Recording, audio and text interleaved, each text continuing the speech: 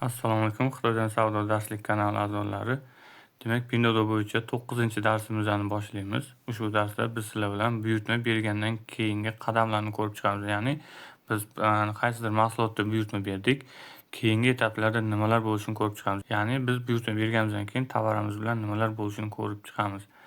Demak, buyurtma bergan tovarlarimizni ko'rish uchun birinchi bo'lib ushbu bo'limga kirib olamiz. Ko'rib turganingizdek, o'sha tepadagi mana bu bo'lim bizga kerakli qism bo'ladi. Bu bo'limlar haqida to'liq biz sizlar bilan bundan oldingi darslarimizda ko'rib chiqqanmiz.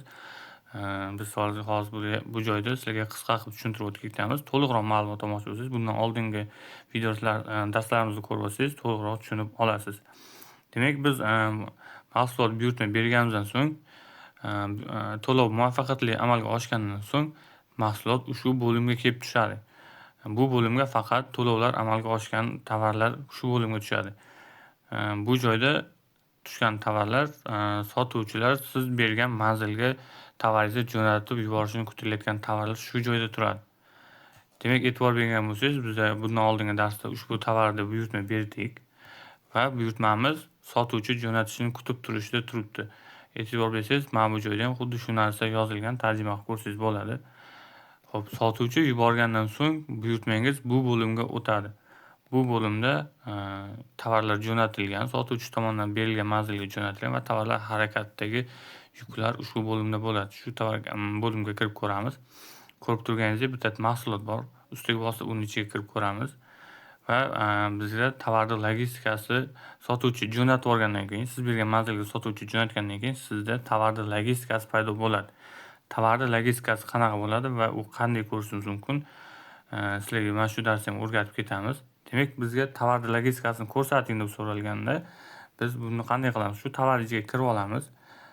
Ko'rib turganingizdek, xuddi shunaqa tugma bo'ladi, ya'ni yozuvlarni eslab qolasiz. Xuddi shunaqa yozuv ustiga bossangiz, qayerda joylashgan bo'lsa ham bu mahsulotning logistikasi degan bo'ladi. Bu birinchi yo'li. Ikkinchi yo'li mahsulot logistikasini ko'rishdi. Ushbu bo'limga kirganimizdan so'ng yuqoridagi ushbu bo'limga ustiga bossak, shu joy ham mahsulotning logistika joyiga kiradi. Keling ustiga bosib logistikasini ko'ramiz. Xo'p, kirganimizda biz bu yerda nimalar olishimiz mumkin? Birinchi bo'lib xaritada ko'rsatadi, qayerdan qayerga harakatlangani. Mahsulotimiz allaqachon yetib borib bo'lgan. Shuning uchun shunaqa turibdi. Agar yetib bormagan bo'lsa, ushbu yo'lni qayerdadir unda avtomobilchada ko'rsatib qo'ygan bo'ladi, qayerga yetib kelganini. Undan keyingi ma'lumotlar, undan pastida mahsulotda trek raqami turadi. Bu trek nomer deyiladi. Bu mahsulotingiz uchun berilgan yagona raqam. Bu takrorlanmaydi hech qachon hech qaysi unda. Bu yagona raqam bo'ladi. Shu trek nomer orqali siz kargochilarni Telegram botidan yoki boshqa saytidan mahsulotingiz qayerdaligini tekshirib turishingiz mumkin bo'ladi. Xo'p, undan pastda esa mahsulot qaysi adresga buyurtma berilganligini ko'rsatib turadi. Qaysi omborga manzil berilgan va uni pastida tarixi turadi. Ya'ni mahsulot qayerdan boshlab harakatlandi va qayerga yetib kelgani haqida sizga ko'rsatib turadi. Keling, shu darsda birdaniga sizlarga buni qanday tekshirishni men sizlarga ko'rsatib o'tib ketaman.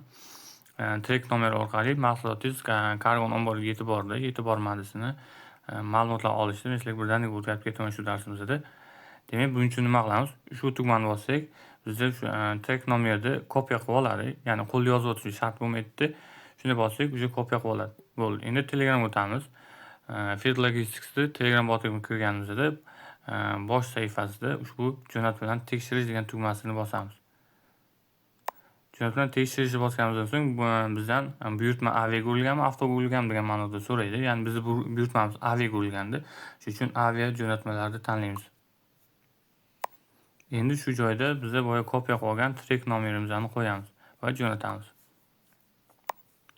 Xo'p, ko'rib turganingizdek bizga ko'rsatdi. Bu degani buyurtmamiz kargochilarni omboriga yetib borgan va bu yerda to'liq ma'lumot bor. Ya'ni trek raqami, omborga qachon qabul qilinganligi, ko'rib turganingizdek 16-kuni qabul qilingan. Avia 68 reysiga ortilgan. Avia 68 reysi 18-kuni esa jo'natib yuborilar ekan O'zbekistonga. Jo'natilgandan keyin O'zbekistonga 3-10 kun ichida yetib keladi. Xuddi shunaqa qilib siz ham buyurtmalaringizni tekshirib turib, aniqlashtirib olib tursangiz bo'ladi.